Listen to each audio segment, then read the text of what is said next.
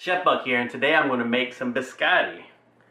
This is a coffee biscotti, and this looks chocolate. You know, we have a chocolate biscotti recipe, and this looks very chocolatey, but it's actually coffee. We're going to start off with some eggs.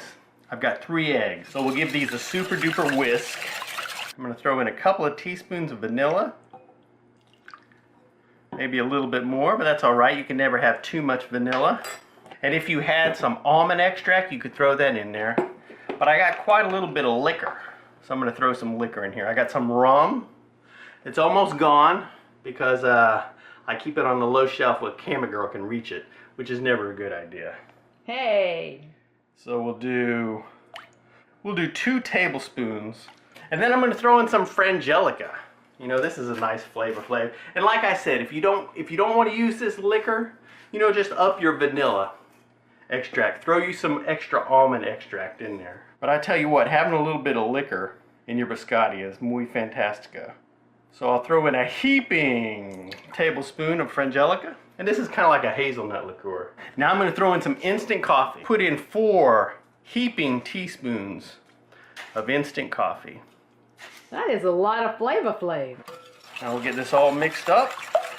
You want to give it a super duper whiskey whisk and try to get that coffee dissolved. So now the last thing I'm going to add to my wet ingredients is my sugar. And I'm just using some plain white sugar here. So we've got it all nice and dissolved. So now we'll throw our dry ingredients together. I've got about 2 1/4 cup of flour right here. And to that I'm going to add just a dibble dabble of salt. And I'm going to do 1 teaspoon of baking powder.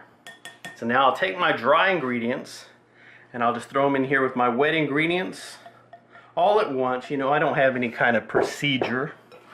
And now I'm going to get it all mixed together.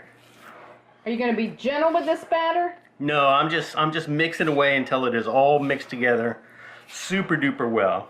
In fact, once I get it to this consistency right here where it's a little bit lumpy, I'm going to go ahead and throw in my nuts. And I've just got some toasted almond slivers.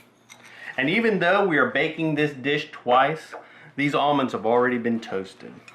And you can use just almond slices, or you can use these slivers. I prefer the slivers to the little thin slices of almond. The slivers give you more texture. You're getting quite a workout, Buck. Yep, I am. I'm at the Biscotti gym, where the more you work out, the heavier you get. Let me get my little doohickey over here, our little baking sheet, and I've just got some parchment paper on here. And I'm just going to roll my batter out onto my parchment paper. I'm just going to awkwardly roll my batter out onto my parchment paper. Now I'm just going to spread it out into a little loafy loaf. So there's my little biscotti loafy loaf. Now I've got my oven preheated at 350 degrees Fahrenheit. And we'll slide it in here and we'll let it bake away for 30 minutes. So let's take a looky look. It's gone puffy puff. Ooh. It's a little puffier than I like. We're going to have some fat biscotti. But that's alrighty. Now we're not going to do anything with it. I'm going to let this sit. I'm going to take the oven, which is at 350, and I am going to change it to 300. So we're going to lower our temperature to 300, and we're going to let this sit for 15 minutes. It's going to be a little easier to handle. So I'll take it off my parchment paper here. Let's see the bottom. Boom. We're going to bake it a few more times, but now I'm going to slice it into some biscotti shapes.